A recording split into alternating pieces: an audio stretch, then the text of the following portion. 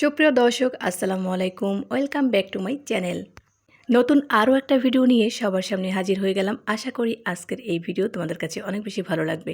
তো আজকে আমি তৈরি করে দেখাবো কমলা এবং দুধ দিয়ে মিষ্টি একটি ডেজার্ট আর কলিজা ঠান্ডা করা একটি ডেজার্ট।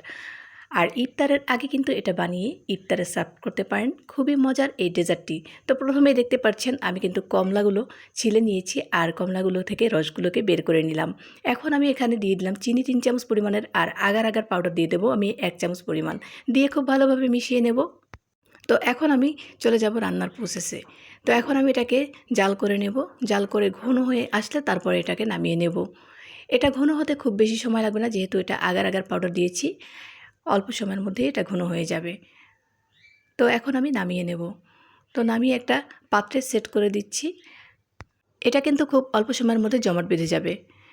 তো এখানে আমি আধা কেজি পরিমাণে দুধ নিয়েছি আর হাফ কাপ পরিমাণে চিনি নিয়েছি আর এখানে কর্নফ্লাওয়ার দিয়ে দেবো আমি 2 চামচ পরিমাণের, দিয়ে খুব ভালোভাবে মিশিয়ে নেব।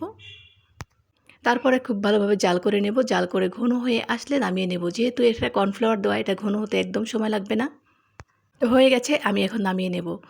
তো আমি যে কমলার মিশ্রণটি রেখেছিলাম সেটাই এখন কেটে নিয়েছি। দেখো কতটা সুন্দর হয়েছে। আর এখানে আমি সেই দুধ জাল করার দুধটা দিয়ে দিলাম। তো এখন কিছুক্ষণের জন্য এটাকে রেস্টে রেখে দিলেই হবে।